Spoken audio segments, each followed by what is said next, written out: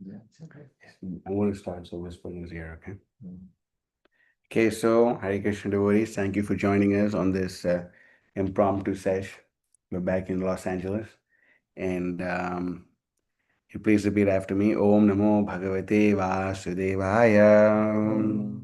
Om Namo Bhagavate Vasudevaya. Om Namo Bhagavate Vasudevaya. Om Namo Bhagavate Vasudevaya.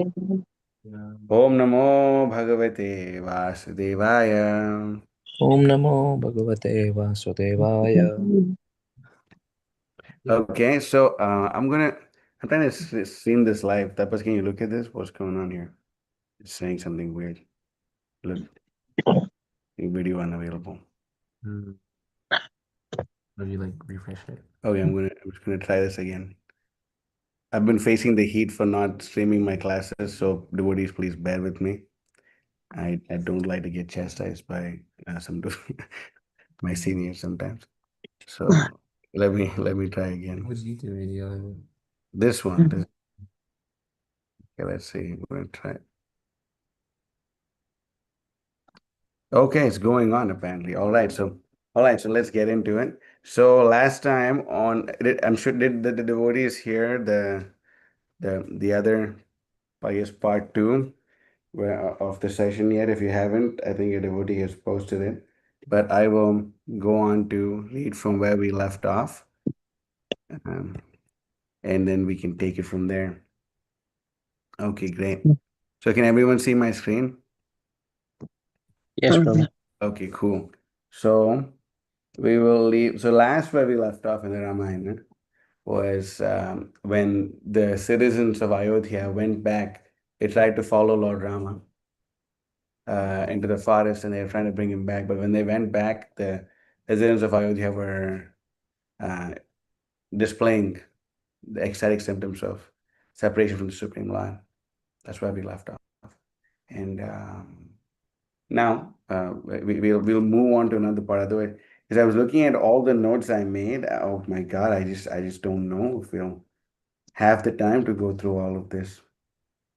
But anyway, we'll try our best. Okay, so I'll just go here and without further delay. Okay, there it is. Okay, that's visible. It's big enough, right? Do I need to make it bigger? This what I'm reading here, is that okay? That's Devotee? okay. Hare Yeah. Krishna, Prabhu. Yes. Okay, all right. So, Om Ajnanatimirandhasya Jnananjana Shalakaya Chakshurmilitam Yena Tasmai Shri Gurave Namaha Shri Chaitanya Manopishtam Sapatam Yena Bhutale Swayam Rupa Kadam Mahyam Dadati Swapadantikam Vandeham Shri Guru Shri Utafpata Kamalam Shri Gurun Vaishnavamscha Shri Rupam Sagajatam Sahagana Raghunathan Vatam Tam Sujevam Sadvaitam Savadhutam Parijana Sahitam Krishna Chaitanya Devam Shri Radha Krishna Padan Sahagan Lalita Shri Vishakan Vatamscha हे कृष्ण करुणा सिंधु दीनबंधु जगतपते गोपेश गोपिका कांत राधा कांत नमस्ते तप्त कांचन गौरांगी राधे वृंदावनेश्वरी वृषभानुसुते देवी प्रणमामि हरिप्रिये पांचकल्पतरुभ्यश्च कृपा सिन्धुभ्येव च पतितानां पावनेभ्यो वैष्णवेभ्यो नमो नमः नमः ओं विष्णुपादाय कृष्णप्रेष्ठाय भूतले श्रीमते भक्ति विकास स्वामिनिति नामिने हरिजनगणबारी ज्ञानकर्मान्धहारी प्रकटितपरभक्तिर्भक्ति सिद्धान्त कान्तिः विनय निकर लक्ष्मी निम्न मेदैर्गम्यो भुवि जयति विकासो भक्तिपूर्वो यतीन्द्रः नमः ओं विष्णुपादाय कृष्णप्रेष्ठाय भूतले श्रीमते भक्ति वेदांत स्वामिनिति नामिने नमस्ते सारस्वते देवे गौरवाणी प्रचारिणे निर्विशेष शून्यवादी पाश्चात्य देशतारिणे वागीशा यस्य वदने लक्ष्मीर्यस्य च वक्षसि यस्यास्ते हृदये संवित्तं नृसिंहम् अहं भजे जय श्री कृष्ण चैतन्य प्रभु नित्यानंद श्री अद्वैत गदाधर श्रीवासादि गौर भक्तवृंद हरे कृष्ण कृष्ण कृष्ण हरे हरे हरे राम राम राम हरे हरे मुखम करति वाचालं पंगुं लंघयते गिरिं यत्कृपातमहं वन्दे श्रीगुरुं दीनतारिणं परमानंद माधवं श्रीचैतन्य ईश्वरं यस्य देवे परा भक्तिर् यथा देवे तथा गुरौ तस्यै कथिता यार्था प्रकाशन्ते महात्मनः. Okay, and this beautiful prayer to Lord Rama. Vitarasi dikshurane dikpati kamaniyam dashamukramole balim ramaniyam Keshavadrita Rama Sharira Jaya Jagadish Hare Jaya Jagadish Hare Jaya Jagadish Hare. Hare Krishna, Krishna Krishna, Hare Hare, Hare Rama, Rama Rama, Hare Hare. So we can see here. So now we'll continue reading. So we're reaching this part of the Ramayana where Lord Rama stepped down from the chariot and with folded hands faced Ayodhya to take leave of his birthplace. Many local inhabitants had followed Rama, and when he asked them to return home, they cried loudly, unable to depart. Thus Rama drove swiftly away, hoping to minimize their anguish. When they reached the Ganga, Rama asked Sumantra to stop the chariot under a large tree on the bank. The king of this territory was named Guha, a Nishada by birth, and a close friend of Rama's. When Guha heard of Rama's arrival, he jubilantly came to meet him along with his ministers and relatives. Please give him something to sit on. Although born in a Nishada family and belonging to a lower caste, King Guha had all the qualities of a great devotee. And we have hope. All of us, sometimes devotees ask us, were you born in a devotee family? No, I tell them, no, I was born in a demon family. Right? So, born in a demon family. Although born in a Nishada family and belonging to a lower caste, King Guha had all the qualities of a great devotee. He was peaceful, self controlled, humble, tolerant, and charitable. In truth, he was superior to a Brahmana because he was a fully surrendered devotee of the Lord. It was a great mistake to think that a man's caste is determined by birth. That is not the Vedic conclusion. Rather, caste is determined by quality. Seeing Guha approach, Rama and Lakshman came forward to greet him, and the Nishada king embraced Rama with great affection. Feeling distressed seeing the two brothers dressed in the forest, Guha said, "My dear Rama, my kingdom is as much yours as mine. Therefore, please make use of everything as if you were in Ayodhya. I am honored to have you as my guest." Guha brought sumptuous food, comfortable beds, and articles of worship to treat Rama to a royal reception. Rama was pleased to see this and embraced Guha, saying, "At heart, I accept all that you have offered me. However, since I have taken a vow to wear only kusha grass, tree bark, and deer skin, and eat only fruits and roots, I cannot utilize these gifts. Therefore, please take away what you have bought, except the food for which I can use to feed my horse. For they are the favorite steeds of Maharishi Dashrath." And then we see, um, this is the part. At that, Guha gave the sumptuous feast to the horses. Rama only took a little water, but he was fasting that day in the honor of the Ganga. That night, Sita and Rama slept beneath a tree, while Rama and Guha guarded them. Sorry, while Lakshmana and Guha guarded them. Although Guha requested Lakshmana to also take rest, he refused to do so while Rama and Sita were sleeping. So we see this, that in this section, again, Lakshmana is willing to forgo sleep for the service of Lord Rama. For 14 years he didn't sleep, Lakshmana, just to serve Rama.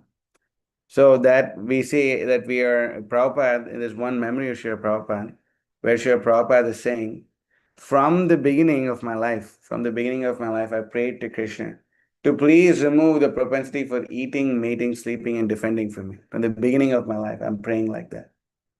Remove this. But now he's saying at the end of my life, while I'm coming to the end, mating and of course, mating and defending, all these things all stopped some time ago, Prabhupada said. But now Krishna is fulfilling my desire to stop eating and sleeping. And then Prabhupada said, now that my sense of smell is going away, I can tell that death is near. Prabhupada said that's very heavy, actually, Prabhupada saying this. So we see that great devotees, they're praying that, oh, man, can you imagine praying, my dear Lord, I don't want to eat or sleep anymore? Can you imagine praying like that? Oh, I don't want to eat, I don't want to sleep anymore. We can't imagine, actually. One half-day fast will throw us off. 1 half-day fast. Supreme Lord sometimes gives us opportunities to fast a full day for him. And the best day of the whole year I look forward to every year is Janmashtami. Janmashtami is a day where you don't have to worry about eating and sleeping. You can just distribute Srila Prabhupada's books. That's what we've done. 10 out of 12 Janmashtamis, actually. We've distributed books. the last Janmashtami, we were in Seattle and we distributed, by the mercy of my dear beloved God brother Jayadanandan Prabhu, we distributed about a good amount of books. I don't want to flex right now, but we distributed books for about, I think, 18 hours on Janmashtami. No food, nothing, not eating, not drinking water. Drinking water, not eating, not doing anything. On distributing Prabhupada's books.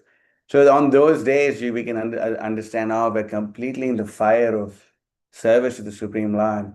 And that time you transcend your bodily needs, you transcend everything. So you see, devotees like Srila Prabhupada and Lakshman, they're all transcendental personalities. Lakshman, of course, is a Vishnu Tattva, and Srila Prabhupada is Jiva Tattva. But still, Srila Prabhupada was able to transcend the bodily demands. And because Srila Prabhupada is able to transcend, why? Because his bhakti is so tivra, actually. There was this extremely amazing Kaviraj, Ayurvedic doctor, and the Srila Prabhupada had come to Vrindavan. Actually, Srila Prabhupada saw this Kaviraj in a dream. So as Ayurvedic doctor in a dream, and Srila Prabhupada had called for him. So when he came, and the devotees who saw them, they saw this person is very pakka. He's wearing the Sri Vaishnav tilak. I think he was wearing the Tengalai tilak, with the two white, one red, and the tulsi on the nose. He's wearing the Tengalai tilak. He's very bona fide, very pakka. And then he told the devotees that, I was having a doubt whether your Guru Maharaj, he's talking about Srila Prabhupada, he said, I was having a doubt whether your Guru, Srila Prabhupada, was a Paramahamsa or not. But now that I'm coming and seeing, I'm able to see that he's a Paramahamsa because there is no flesh left between his nerves and his bones.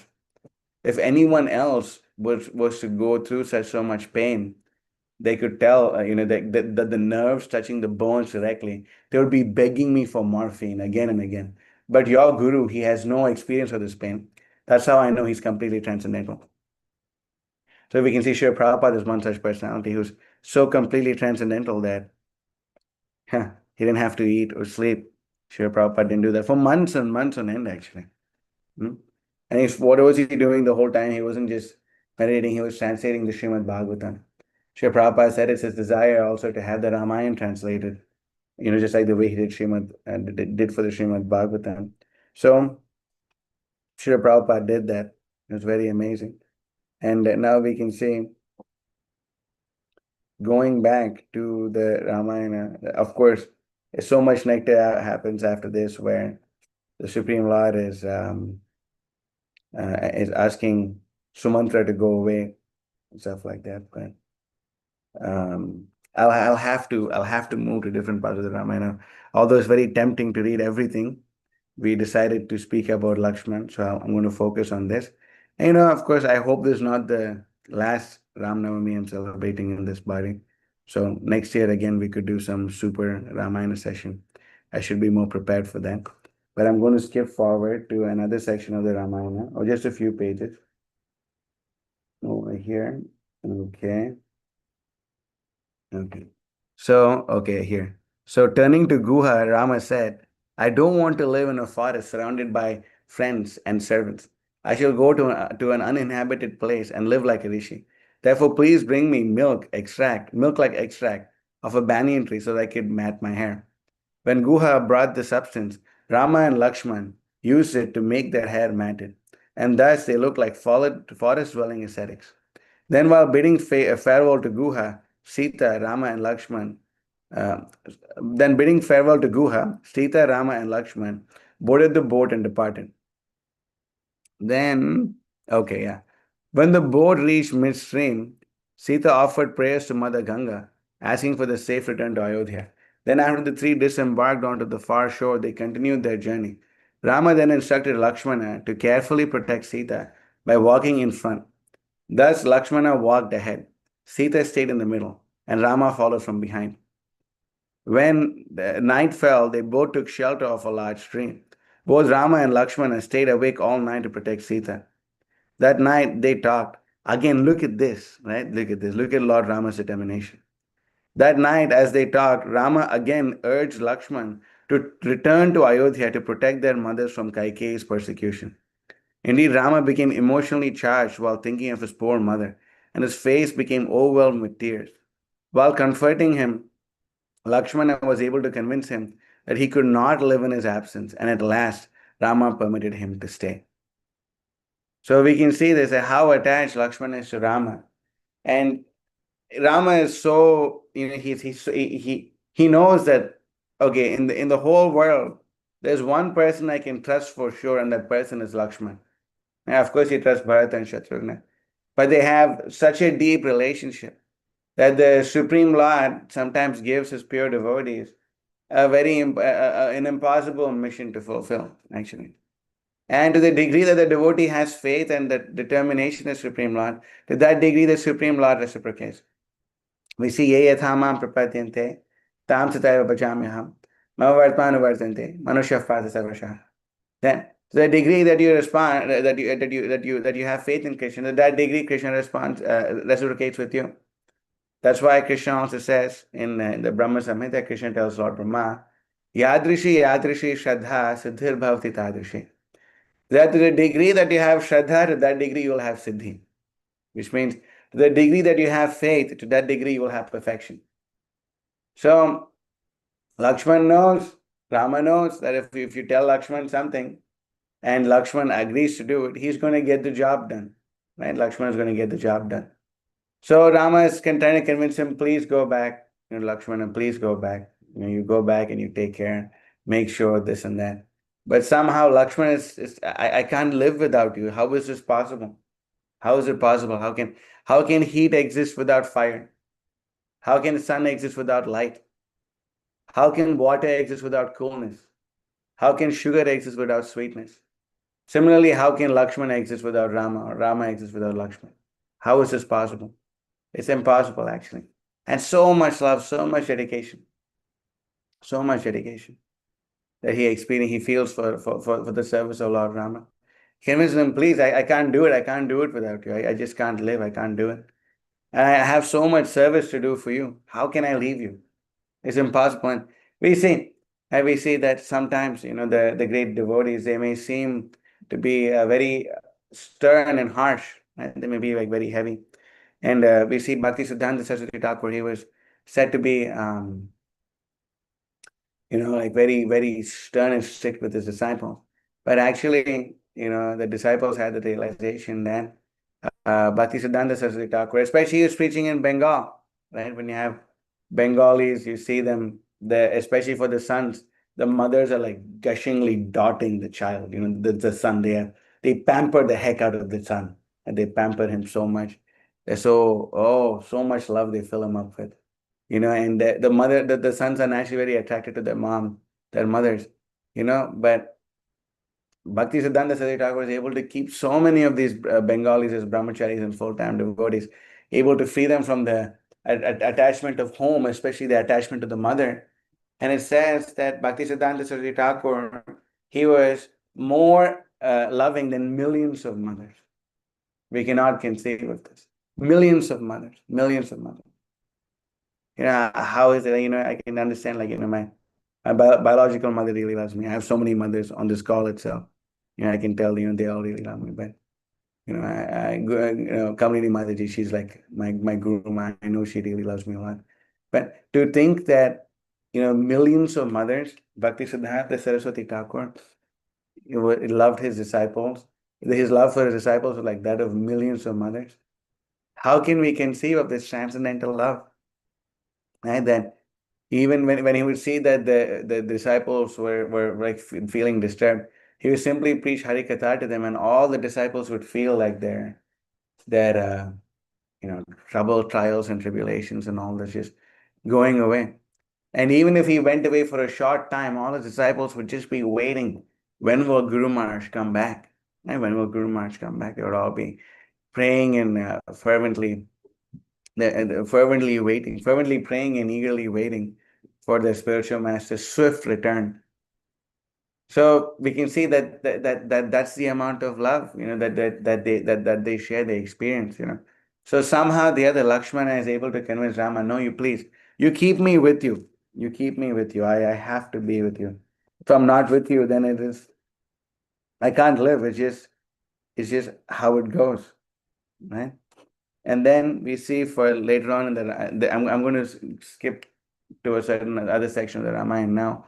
After this section, they go to they go, Rama and Lakshman, they go to the ashram of Bharatwaja. They stay there, and then Bharatwaja asks him to move forward. They ask him to stay, but Rama says, "No, I want to go further down." Then he asks him to go to Chitrakoot, and then they go to Chitrakuta. Then they go to like different places like this and like that. But then, now we'll go. I'm going to skip a lot forward. Okay, we're going to go to another section of the Ramayana where you will see. Okay. So I'll share my screen again. I hope all the devotees can see it here. So over here.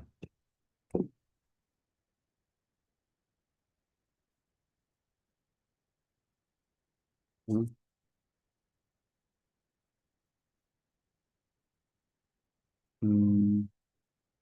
Can you show me how I go to the next part here? I'm sorry. Oh, I found it. Sorry. Okay, yeah, there you go. So now this is a section where, okay, I'll give you like a little. Okay. Having resided at Chitrakoot for 3 months, Rama was passing his time with Sita, sitting on a big rock at the foot of the hill. Rama was describing to Sita the various routes the rishis ate and pointed out the various varieties of trees, flowers, and wild animals that abounded there. Rama always tried his best to please Sita and divert her mind from grief of living in exile. While speaking to Sita, Rama pointed out to the river Mandakini, adorned with the beautiful flowers, which served as a sporting ground for swans, cranes, and other exotic birds. Truly, O dear one, Rama said, there is no reason for us to be aggrieved, for we are residing together in this lovely place. Now look at this. At just that time, Rama noticed the dust being raised by Bharata's army coming in the far distance. Soon, Rama could hear the noises of the wild animals that were fleeing in fear. At this, Rama turned to Lakshman and said, whatever is raising the dust is frightening the forest animals. Find out at once what is causing this disturbance. So now it's time for action. Lakshmana then climbed a tall tree, and from there he could see the large army approaching. With great urgency, he called down to Rama, put out the fire immediately. A great army is approaching. Hide Sita in a cave and gather our weapons. We must prepare to meet them. Rama then called back to his brother, look out to see their chariot flags so we may know whose army is coming. By the insignias, Lakshman recognized that it was his brother's army and shouted to Rama, it is Bharata. He must be coming to kill us so he can be assured of enjoying unrivaled sovereignty. Indeed, they approach with great enthusiasm. We must make ready immediately, taking our bows to fight with them from the top of the hill. I think this is our good fortune. For now, we can fight with the person who has caused our misfortune and suffering. We should not hesitate to kill Bharata outright. Afterward, I shall take pleasure in killing Kaikeyi and all her relatives just to purge the sins that she has committed. Checking the enraged Lakshman, Rama said, Bharata is coming here in eagerness to see me. What is the necessity of bows and arrows? My opinion is that Bharata has come to offer me the kingdom. However, if you wish to kill Bharata, you may enjoy the royal throne and then, sorry. However, if you wish to kill Bharata, so you may enjoy the royal throne yourself, then say so, and I will tell Bharata to hand it over peacefully. Thus being admonished by Rama, Lakshman hung his head in shame. I was hoping our father has come to see us. However, since his familiar elephant is visible, though bereft of his usual white umbrella, I don't think he has. Lakshman then climbed down from the tree and returned to the cottage with Rama and Sita. At this time, Bharata entered the forest surrounding Chitrakoot. When Bharata again spotted a column of smoke, he proceeded in that direction, hoping it would lead to Rama's cottage. So we see this over here. Lakshman is always eager to stop the suffering of his brother. Right? He does not want Rama to reside in this forest, and he thought, yes, okay, let him come, and then like we will annihilate everyone. So that is his bhav. That is Lakshman's bhav. He really wants to do whatever it takes. He wants to protect, and he's ready. He's ready for a fight. Right? But then Rama admonishes him. He tells him, my dear Lakshman, you don't, there's no need. If you want the kingdom, you have the kingdom. But for Lakshmana, what is the use of a kingdom without Rama? Right? This bhava is there all the way even in Goloka Vrindavan, where Raghunath Das Goswami, he says, what is the use of Govardhan or Yamuna? What is the use of Vrindavan? What is the use of these trees and what is the use of all this? What is the use even of Krishna without Srimati Radharani? Raghunath Das Goswami says that. It's a high topic, of course, but that's his mood. So what is the use of a kingdom? What is the use of all these things? And our Goswamis, they were like that. Tyaktva tu namashesha mandalapati shrenim sadatu chavat bhutva adina ganeshako karunaya kopina kantashuto gopi bhavarasam nitabdilahari kalola magno muhur vande rupa sanatano raghuyugo Shri Jiva Gopalako.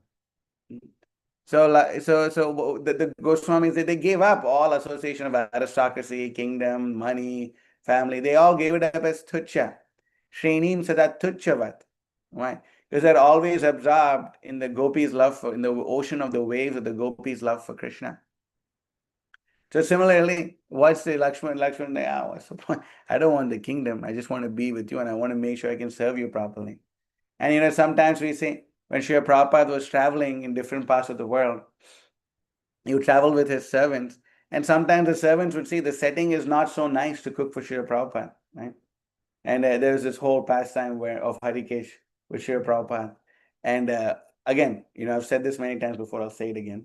For Srila Prabhupada, a good lunch meant, whoa, something happened. I think I just lost. Can everyone still hear me? Hare Krishna? Yes, Yes. Okay. Something happened to the screen. Okay. But I said this before, I'll say it again.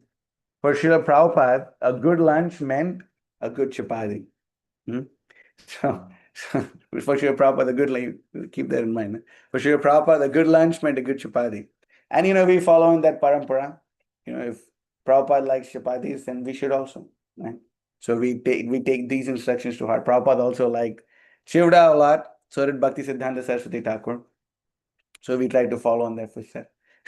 But Harikesh was with Srila Prabhupada, Harikesh Prabhu was with Srila Prabhupada, and they were in one place.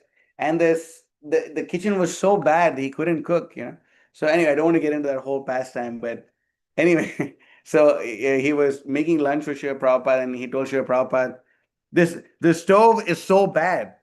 I don't think there's nobody, he says, nobody can make a chapati on this stove. Nobody. And Prabhupada says, nobody? He said, nobody. And Prabhupada said, nobody? He said, nobody. And then Srila Prabhupada just gets up, pushes his table back, and he says, and he starts walking into the kitchen. So Harikesh walks behind Srila Prabhupada into the kitchen, and then he's like doing the dough, doing the whole thing, rolling it, and he puts it on the flame. And then it doesn't puff up, it doesn't cook. And then Harikesh smirks a little bit, and Prabhupada sees Harikesh smirking. So then he said, okay, yeah. And then again, he makes a dough, he does this, and then he puts the chapati dough on or whatever it's called. He puts it on the flame. And what's it called? Am I saying it right? Okay. Say my ignorance of the kitchen tattva is, I'm flaunting my ignorance of the kitchen tattva. But he puts it on the flame, and that time the chapati completely puffs up. So then Srila Prabhupada takes a chapati and throws it on Harikesh's face. Yeah. he throws the chapati on Harikesh's face, and then he walks out. So the devotees, they feel, I'm unable to serve Srila Prabhupada properly because I don't have all the paraphernalia to serve the spiritual master properly. So similarly, Lakshmana also is feeling like that. Yes, I'll kill Bharata, I'll kill all these people. We'll go back to Ayodhya and I can serve you properly, my lord. What's the problem? I can serve you properly, right? So Lakshman thinks like that. But again, as Rama says, no, Bharata has come. What does he come for? He's come to return the kingdom to me peacefully. He wants me to return the kingdom. And this section is certainly very ecstatic. Okay, and I pray that I don't get diverted for too long, but I want to read one more paragraph from this section before we jump all the way ahead. Okay. It's too ecstatic not to read this one. So, yeah. As Bharata hastened there, Guha, Shatrughna, and others followed, while Vashishta brought the three mothers. Finally, Bharata came to the clearing of the forest and saw the cottage with the gold-plated bows of Rama and Lakshman, a sacrificial altar in front. When Bharata saw Rama, he rushed forward with tears in his eyes, crying, "Oh Rama, how painful it is seeing you with matted hair and clothing made of tree bark, and your lotus feet pricked by thorns in the forest. It is my fault that you cannot enjoy the royal comforts you are accustomed to, and instead must endure these hardships in the jungle." Look at this. Coming forward to touch Rama's feet, Bharata suddenly fainted and fell to the ground. Rama quickly lifted him up and was disturbed to see that he was also bearing tree bark. After embracing Shatrughna, who had also fallen at his feet, Rama embraced Sumantra and Guha. Then Rama took Bharata on his lap, saying, "Dear brother, why have you come here, leaving our father alone and unattended? Tell me about our mothers and citizens of Ayodhya. Are they all happy?"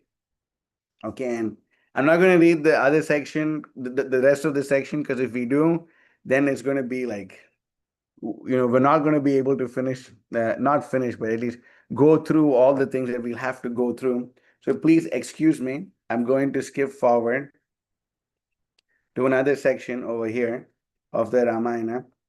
Okay, and this is time for some action.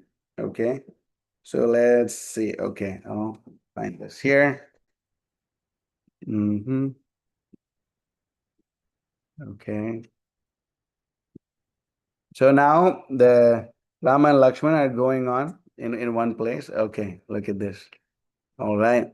So, okay.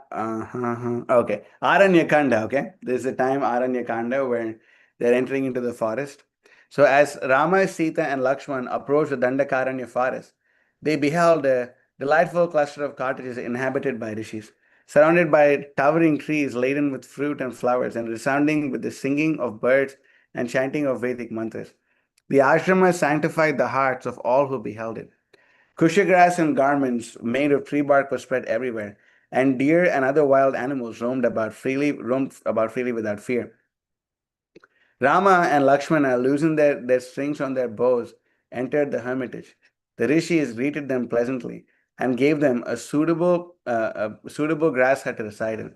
Then, after passing the night, Rama took his leave from the sages and ventured even deeper into the forest with Sita walking in the middle and Lakshmana behind. As they walked along, a gigantic, hideous Rakshasa suddenly appeared before them. Clad in a blood-stained tiger skin, he had sunken eyes, like mine, I guess. Not mine, I'm sure it were worse. Sunken eyes, long, sharp teeth, a jagged jaw, and a large, round, protruding belly. From his spear dangled heads of 3 lions, 4 tigers, 2 wolves, 10 spotted deer, and an elephant, all dripping with blood. Appearing like death personified, the horrible monster roared ferociously. Hare Krishna, we have a very special guest. Come here. Everyone, we can introduce you to Chaitanya. Come here. Come here. Come here. Look. So we have a very special guest here.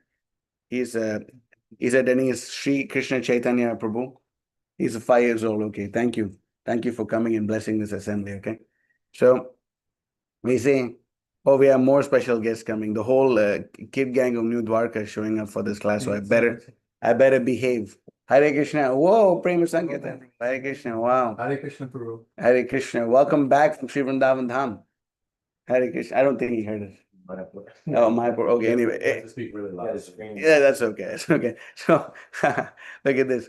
So so from his spear dangled the heads of 3 lions, 4 tigers, 2 wolves, 10 spotted deer, and an elephant, all dripping with blood. Appearing like death personified, the horrible monster roared ferociously and lunged forward, catching hold of Sita. Then, after quickly retreating some distance away, the Rakshasa again roared loudly, "I shall take this woman for my wife and drink the blood of you other two."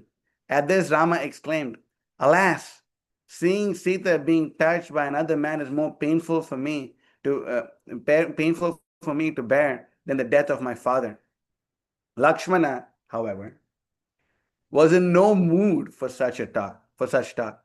He reproached Rama, saying, "How can you merely stand there lamenting? Watch me as I kill this Rakshasa and vent the anger I have held toward Bharata for so long." Poor Bharata, he had nothing to do with all of this. You know what? Come on. The Rakshasa called out, "Who are you intruding into my forest?" Rama replied, "We are two Kshatriyas. Why do you dare to obstruct us like this, carrying off my wife?" To this, the Rakshasa said, "My name is Viradha. I am the son of Java by his second wife Shatahrada. In reward for my severe austerities, Lord Brahma benedicted me to become immune from all weapons. Therefore, I advise you to run away while you can and leave this lovely woman for me. Otherwise, I will be forced to kill you." I guess that's like the Rakshasa bhav, you know. They like to steal other people's wives or something, freaking rascals. Anyway, he's going to learn his lesson. At that, Rama and Lakshman quickly took up their swords and rushed at the Rakshasa.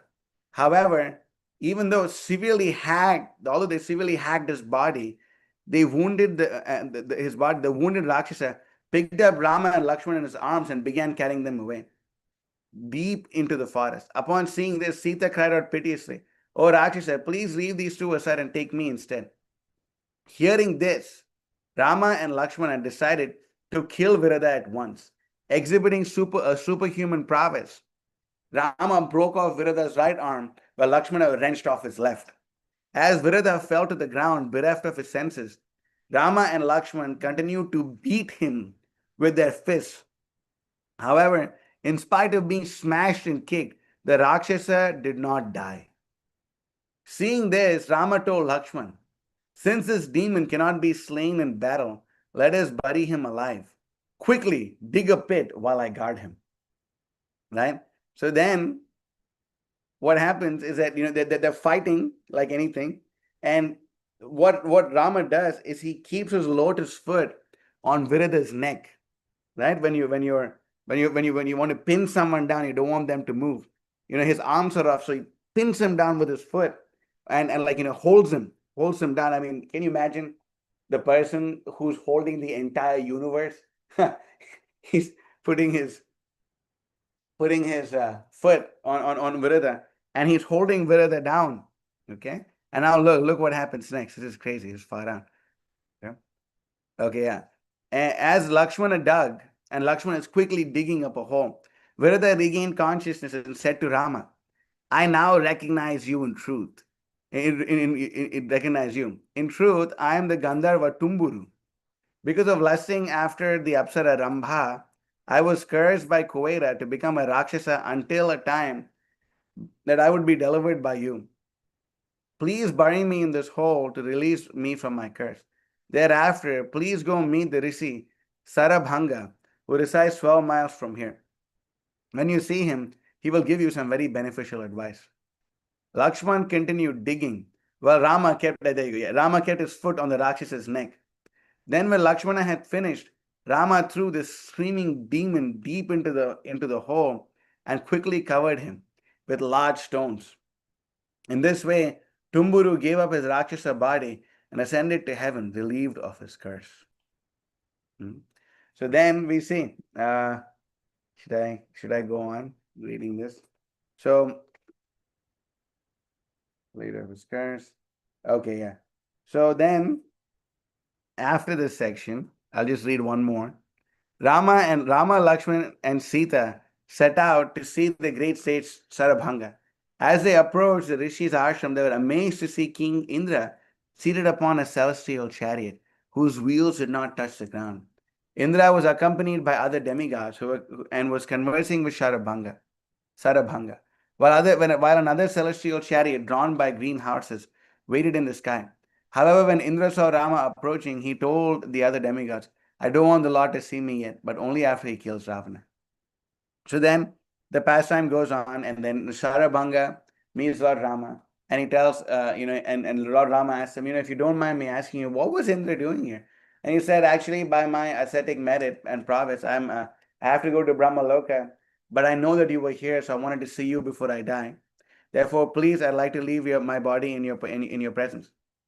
So he says, okay, and then Sarabhanga leaves his body by jumping into a fire that he incited with his mantras, and like they see him ascend into Brahma Loka. So now we're going to fast forward a little bit more, because you see, right now we're still in this Aranyakanda section. There's so much more, so many things to go. Okay, now, okay, it's going to get fired up. Okay, let's see. I will. Uh,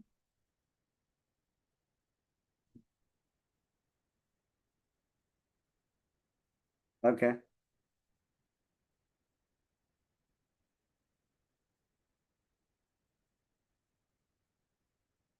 Am I spelling this wrong? Sorry, sure.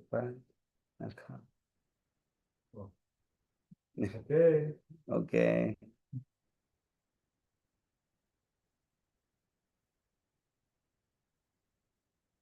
Oh, it's not showing up. I don't know what's going on. Okay, all right. I found it. Never mind. So, in reply, okay, look at this. As winter gradually set in the morning, sunshine became pleasing to the sense of touch. One morning, just after Rama and Lakshmana had returned from bathing in the river and were conversing about their religious duties, a Rakshasi happened on the scene. Upon seeing Rama, her heart immediately became saturated with love. With his glowing greenish complexion and lotus petal eyes, Rama appeared to be the god of love himself in human form. The Rakshasi, however, had an extremely ugly face, a large protruding belly, withered breasts, deformed eyes, and a copper colored hair, whereas Rama's body was youthful and well proportioned, muscular, and bearing all signs of royalty. The Rakshasi's body was quite hideous and on the brink of middle age. Although she could change her form at will, she became so passionate upon seeing Rama that she forgot to change her revolting appearance. Not a good move. She approached Rama saying, "My dear handsome one, please tell me who you are and why you have come to the forest, dressed like a hermit. Indeed, you are dressed in the garb of an ascetic and wearing matted locks of hair, yet you are wielding a bow and keeping a woman. Why have you come to this Rakshasa infested region? Please tell me who you are, and I will fulfill all your desires." In Rama, brief in reply, Rama briefly explained the incidents leading to his exile. He then asked the Rakshasi who she was. Excuse me.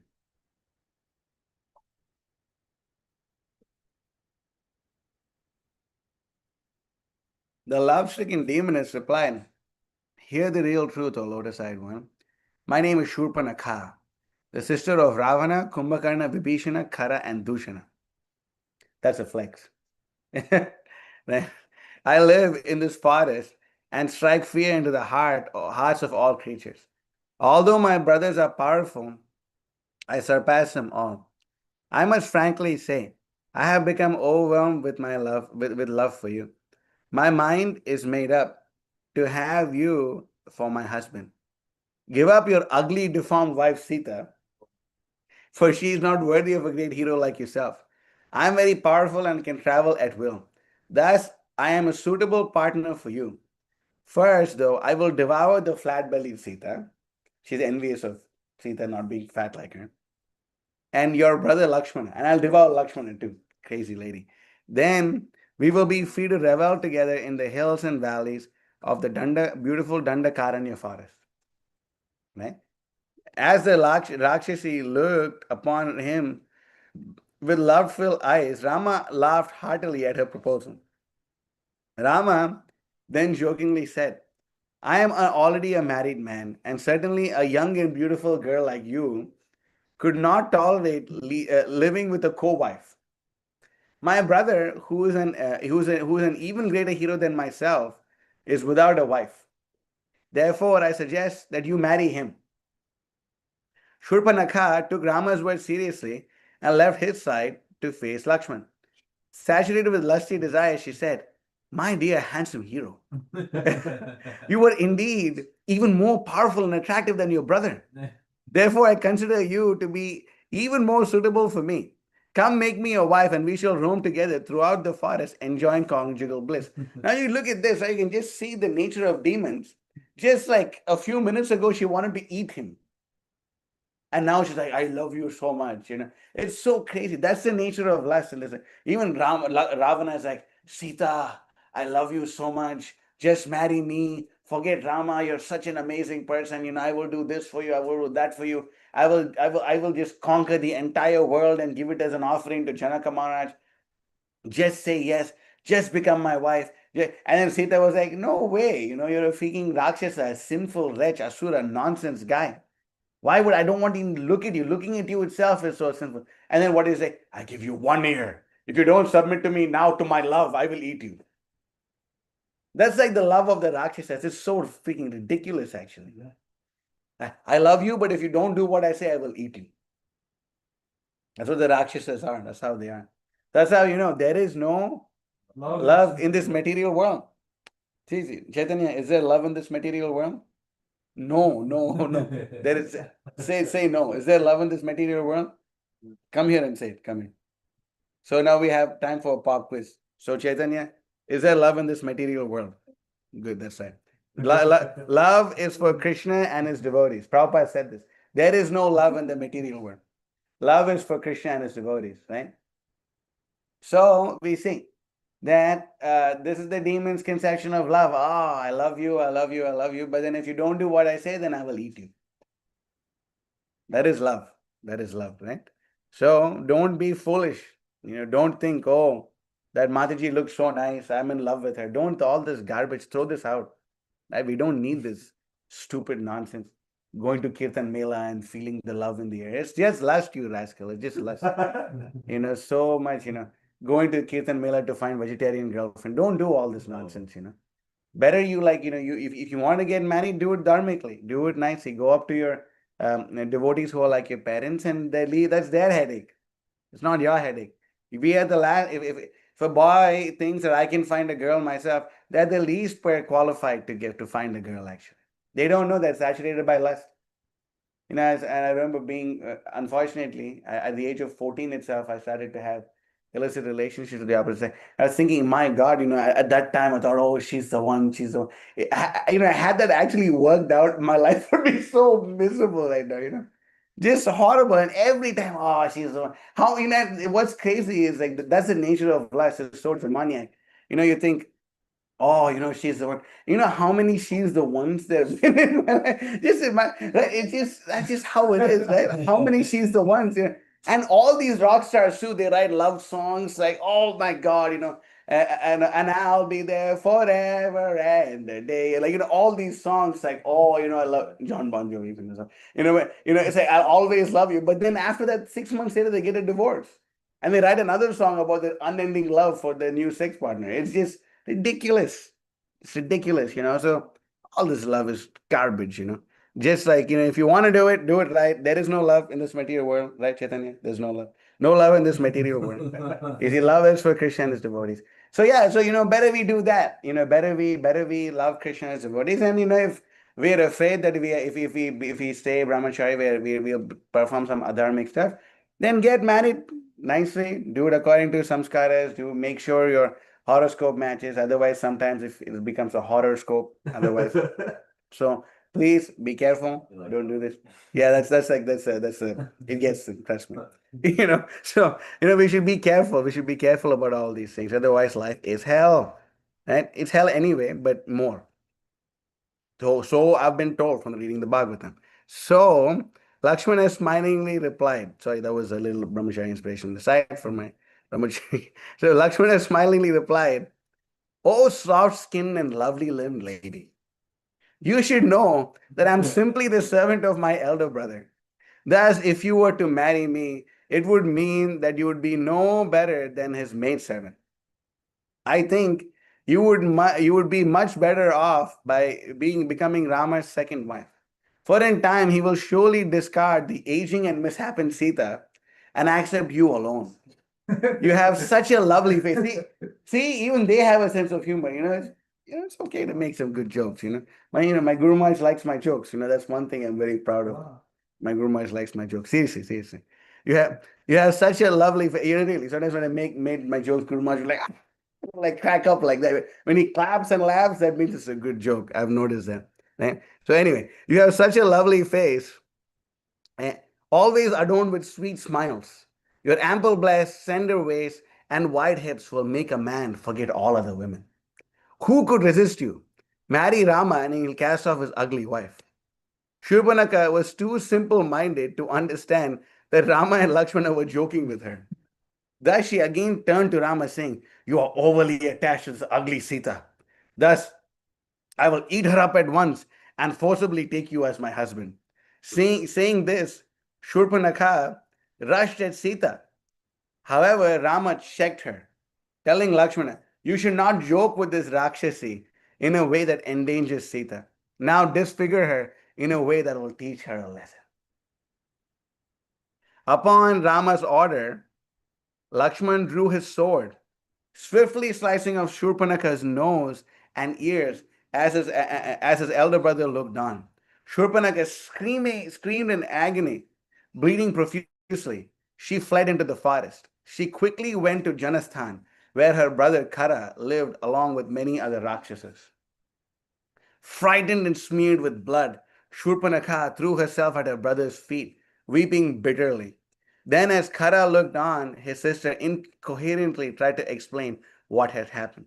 So, in this regard, I don't remember if it was Kamba or Govinda Raja. Govinda Raja is a Sri Vaishnava, was the first commentator on the Ramayana. He says, just see this Rakshasi. Just because of her lusty desires, her entire race was annihilated. Wow. Heavy. Just see. One Rakshasi, because of her material desires, because of her lusty desires, she caused the destruction of the entire Rakshasa race. One Rakshasi. And you see, they're like that, like snakes, they're like that. These people are like that. I need that for this. Yeah, of course. Oh, my bad. Yeah. Also, remember I said you can't take Wi-Fi out. Okay, I was just grabbing because you guys are doing this. The one thing I explicitly said. Well, it's okay. We have an online thing. Okay. Yeah. Also, your milk is. So one Rakshasi. Sorry, I was going to say something heavy, but I didn't say it, so I had to curb my speech. So one Rakshasi, she caused the destruction of her entire race. Right? She caused the destruction of her entire race. How terrible! How terrible! One Rakshasi. So we should be careful of this tendency. We should learn to curb our desires. Don't be so eager to transcend Dharma. Don't be so eager to transcend Dharma. Follow Dharma properly. Dharmo rakshati rakshata, dharmo hanti hantataha.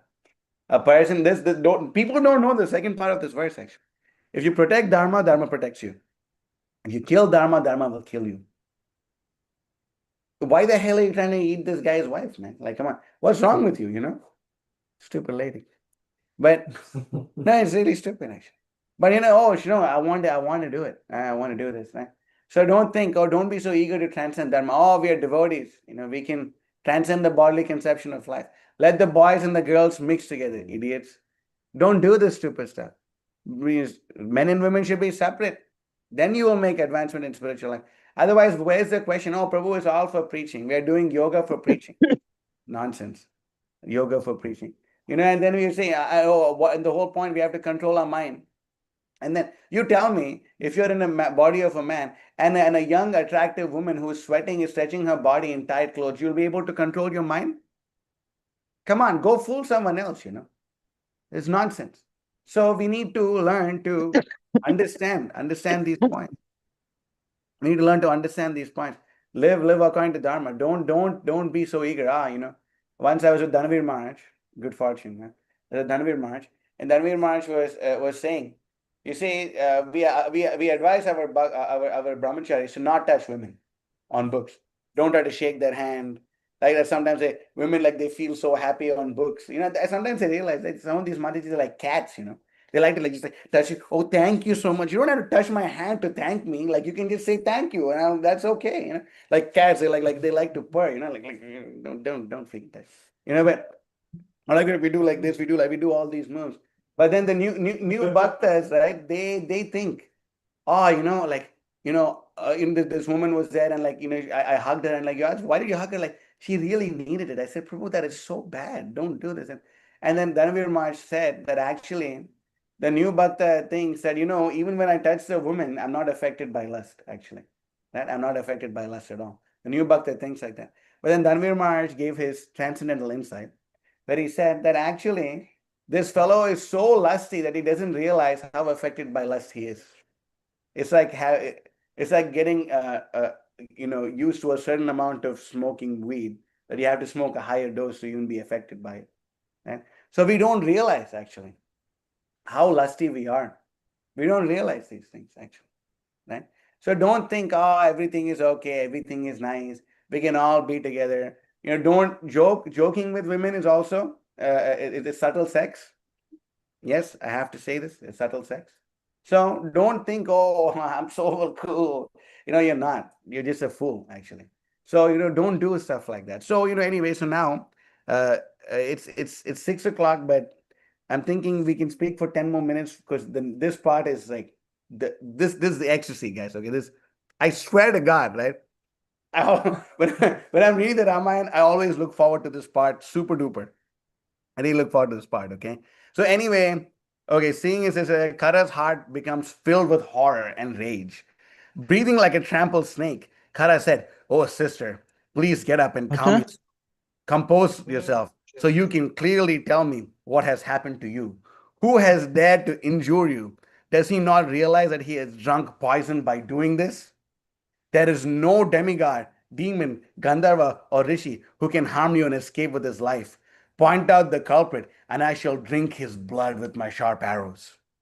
Now, just say Shurpanakha loved Rama so much. What does she say about her loved, beloved? Sobbing bitterly, Shurpanakha replied, "There are two brothers named Rama and Lakshman staying nearby in the Dandakaranya forest. I do not know whether they are demigods or demons. However, since they have Hare mutilated... Krishna welcome हो गया तो Whoa, what's going on here? Someone's Is having a it? party? Okay, 1 minute. Let me just mute everyone here. How do you mute the Bhushan participants? Bhushan Okay, I got it. That's Bengali, I know that. Okay. All right, we muted all. Okay, great. So, let's get back. Okay, this part is a bliss, I promise. Okay, so now she loved them so much. What does she want to do? I will only become satisfied by drinking their blood. Right? She was just loving Rama, and now she wants to drink his blood. That's why there is no love in the material world, okay? Yes? No love. Okay. Kara then called for 14 of the most powerful Rakshasas and sent them out with Shurpanakha to kill Rama, Lakshman, and Sita. As the Rakshasas approached Rama, Rama was sitting in the cottage with Sita, while Lakshman guarded the doorway. Seeing the hideous man-eaters, Rama ordered Lakshmana, "Stay here with Sita while I fight with these Rakshasas." Okay? Should I stop the class here? Okay, okay, exactly. That's the whole point. I tell you, when I read the Ramayana and I know this part is coming, I don't mind staying up for an extra 20 minutes to get to this part, because it's so exciting. Rama then called out to the Rakshasas, "We have come to this forest at the request of the rishis, who seek our protection from your atrocities. We are living a life of austerity, eating only fruits and roots. Why have you come here to disturb us? Turn back now if you at all value your lives." Transcendental smack talk. Surprised at being challenged so courageously, the Rakshasa stared at Rama with blood-red eyes, saying, "Our master Khara is very angry with you and has ordered us to kill you. How can you hope to fight with so many of us? In a moment, we shall crush you with your weapons, and you will be dead." The Rakshasas rushed at Rama with uplifted weapons. However, with 14 arrows, Rama cut their weapons to pieces. With 14 more, he pierced their hearts. Thus, like trees whose trunks had been severed, the Rakshasas fell to the ground dead, bathed in their own blood. Shaking with fear, Shurpanakha fled back to her brother's abode and informed him of the slaughter. You tried to comfort me by sending these Rakshasas to kill Rama and Lakshman, but they have killed all the Rakshasas with ease. Now you must go yourself to kill Rama and Lakshman. If you do not gain revenge for what they have done to me, then I will give up my life out of shame. Saying this, Shurpanakha fell to the ground, overwhelmed with grief, began beating her belly and bursting into tears. Hearing her sister's harsh words, Kara became enraged, uttering a vow. Give up your sorrow, my sister. I promise to kill Rama and Lakshman this very day so that you may drink their blood. Right? So hearing this, Shurpanakha became somewhat pacified. Kara then ordered his brother Dushana to bring his chariot and weapons and to assemble their army of 14,000 Rakshasas. Then Kara mounted his chariot and departed for the Dandakaranya forest with his Rakshasa army. As the Rakshasas proceeded, dark clouds showered rain mixed with blood upon them, causing Kara's horses to fall down on the road. A vulture came and perched upon Kara's flagstaff, while a dark red aura dimmed the light of the sun. Then, as jackals howled frightfully, darkness set in, and Rahu covered the sun, although not in an eclipse. All the while, Kara's left arm trembled violently, and his voice became hoarse and faint. Still, despite witnessing all these harbingers of evil, Kara laughed, saying, "Oh Rakshasa, because of my great prowess, I do not care for any of these so-called inauspicious omens." That's how puffed up the demons are. Meanwhile, all the great demigods and rishis assembled in the sky to witness the impending battle. Right? Can you imagine seeing this? As the Rakshasas approached, Rama described to Lakshmana the auspicious signs he had perceived. My arrows are feeling joyful. My bow is stirring with delight, and my right arm is throbbing. My dear brother, take Sita at once to a mountain cave and watch over her carefully while I massacre these Rakshasas. So you can see from Lakshmana's perspective, this was a big sacrifice because he would like to fight with them. But Rama is like, no, I will fight with them. So again, being the humble servant, Lakshmana follows his brother, right? And we see now what happens next. After Lakshmana had departed, Rama put on a suit of blazing armor. Then when the Rakshasas advanced toward him while rolling ferociously, Rama summoned his all-devouring anger and assumed a dreadful form. As the Rakshasa army surrounded Rama, Kara released 1,000 arrows, while other Rakshasas showered innumerable weapons such as clubs, spears, swords, and axes. Rama, however, easily cut the weapons to pieces with his arrows. So now you have to understand the inconceivable prowess of the Supreme Lord. Now here is one guy who's shooting 100 arrows at you. Then you have an army of 14,000 Rakshasas who are all throwing their weapons at you. But you are so expert that you just like shoot arrows and all the weapons meet in mid-air and they're neutralized. That's so amazing, actually, right? All the weapons are neutralized midway. And that's just him playing the defense, right? Look at this. At that, the Rakshasas became further enraged. How dare he does this? And countered by showering their weapons upon Rama in even greater profusion. Rama, however, again cut their weapons to pieces with his arrows and killed many Rakshasas, piercing their hearts. He severed many of their grotesque heads from their gigantic trunks. Upon seeing this, the remaining Rakshasas fled in fear to take shelter of Kara. In great anger, Dushana suddenly rushed at Rama. Many Rakshasas followed him, encouraged by his valor. In response, Rama took out the best of the Gandharva weapons. Thus, from his bow came many thousands of arrows, which soon covered the sun, engulfing the battle scene in darkness. From the arrows, thousands of Rakshasas were cut to pieces, and their dismembered corpses collected in tall heaps. So now you can imagine, right? In order for someone to use this Gandharva weapon that Rama is using, he uses this weapon again when he's fighting with Ravana. And then he tells the Vanaras, only Lord Shiva or me would actually be able to summon this Gandharva weapon. Because when you chant, when you're using these weapons, you have to chant the mantras perfectly and you have to guide the weapon. I want the arrows to fall on these people like this, like this, like this. Whoa. And you do all this with your mind. Right? And then when Vishwamitra Muni gives Rama this he trains him and he gives him all the divyastras. All the divyastras come in person and they offer their obeisance to Lord Rama and ask him, my dear Lord, how can we serve you? And Rama says, I want you to appear to me just when I think about you. When I think about you, just appear to me and serve me like that. So Rama prays like this and to the weapons. And the Gandharva weapon comes and he releases it. Now what happens next? What happens next? Let's see. Okay. Dushana then rallied his army, urging the remaining 5,000 Rakshasas to attack Rama.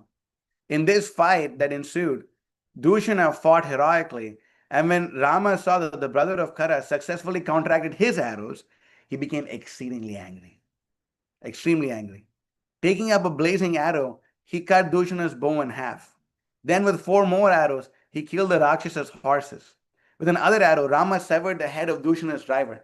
And with 3 more arrows, Hare Krishna, he pierced the Rakshasa's chest. Although in great pain, Dushana jumped down from his disabled chariot and took up a spiked club. He then rushed headlong toward Rama, intent on killing him. However, with just 2 arrows, Rama quickly severed Dushana's arms. And then firing one more, he killed the terrible Rakshasa. Seeing Dushana fall, the remainder of his army rushed toward Rama, seeking revenge, working at the speed of the mind. Right? Rama is shooting at the speed of the mind. And then, okay, can anyone else think of someone who also uses their weapon at the speed of the mind? Parshuram, that's right.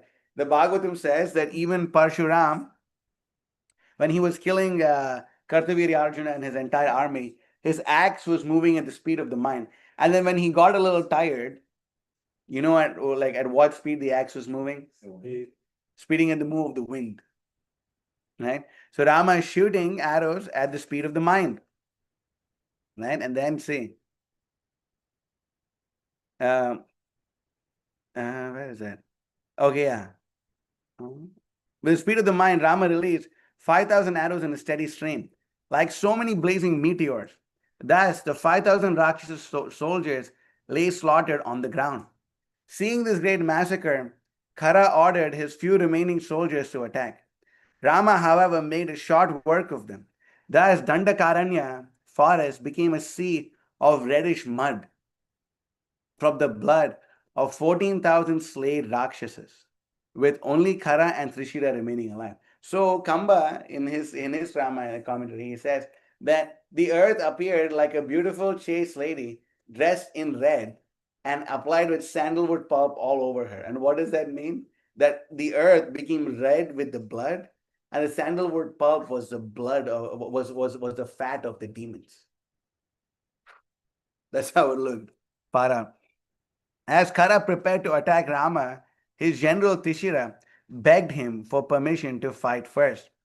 Khara agreed, and thus the 3-headed Rakshasa came toward Rama, showering him with arrows. When some of the arrows pierced Rama's forehead, Rama became enraged and quickly retaliated by killing Trishira's horses and driver and knocking down his flag. Then, as Trishira attempted to jump down from his disabled chariot, Rama pierced his heart with a fiery arrow and cut his heads off with 3 more. So Rama shoots an arrow, kills him, and to flex a little more, he also beheads 3 of his heads of the Rakshasa. Khara rallied the few remaining Rakshasas that had survived and fearfully attacked Rama. During the fierce duel that ensued, the streams of arrows so completely covered the sky that the sun became invisible. Can you imagine? Now you can see the sun is so brilliant, but then so many arrows are shot that you can't see the sun anymore. That is completely crazy, right? Then bringing his chariot close by, Khara dexterously cut off Rama's bow in two. Next, Khara released 1,000 arrows that shattered Rama's armor, which fell to the ground in pieces. Although his arms were deeply cut, Rama calmly strung the bow of Lord Vishnu. And what happens, Kamba says that when his bow, so in Valmiki Ramayana, it's saying that this bow, when it was broken, then Lord Rama keeps his hand behind like this. And then Varuna comes and gives him the bow of Lord Vishnu. Right? So we see, he strung the bow of Lord Vishnu. Rama then cut down Khara's emblem, but the Rakshasa retaliated with 4 arrows that bathed Rama in his own blood. Becoming more enraged, Rama quickly released 6 arrows that pierced Khara's head, arms, and chest. Then, with 13 more, Rama killed Khara's 4 horses, severed the driver's head, cut off his opponent's bow, and smashed his chariot. The last arrow, which appeared as dazzling as lightning, pierced Khara's chest, making him fall back senseless. You see the power of these demons. He's still alive. Right? Khara, however, quickly recovered and jumped down from his ruined chariot. Then he stood before Rama, club in hand, chastised him, saying, Rama chastised him, saying, "You cruel and sinful Rakshasa, since you have dedicated your life to giving pain to others, you are thoroughly condemned. To punish you, I shall now strike off your head this very hour." This merely enraged Khara further. He screamed at Rama, "You vile wretch! Those who are actually heroes do not brag about their prowess." Khara then hurled his gigantic mace at Rama. The blazing club burned to ashes all the trees and bushes that stood in his path. However, Rama's arrows easily broke the club to pieces as it soared through the air. Then the two again exchanged harsh words, and Khara, looking for a weapon to attack Rama, uprooted a huge tree. Whirling it around, Khara released the tree at Rama, shouting, "You are killed." Rama, however, easily cut the tree to pieces. Then, desiring to end the battle, Rama released 1,000 arrows. With blood flowing from nearly every pore of his body, Khara made one final rush toward Rama. As he did, Rama selected a blazing arrow which entered Khara's chest and burst into flames. Finally, the Rakshasa fell to the ground dead.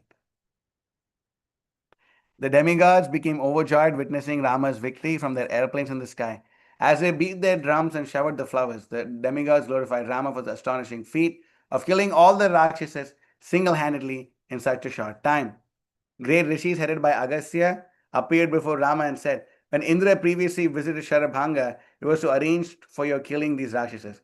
That is why the rishi advised for you to dwell in this region." Thereafter, Sita and Lakshmana came out of the cave they were sheltered in. Upon seeing Rama safe and sound, Sita ran to embrace him with great joy. So this is a nice way to end this session, where the goddess of fortune is embracing her supreme Lord and Master, who is all of our Lord and Master. So I'll end the class here. I'll end the class here, and we'll have another session tomorrow at the same time. And then if we have any questions or comments, we could take them then. Unless Kamalini Mataji has something to say. Guruma, do you have something to say? No? Okay. I can't hear you. What did you say? Oh, I muted you. Sorry. Wait. No, Oh, yeah. thank you. Okay. All right, done. So we'll meet again tomorrow, same time, same place. Shri Valmiki Ramayana ki jai. Yeah. Shri Sitaram Lakshmana Hanuman ki jai. Yeah. Vancha Kalpatarubhyascha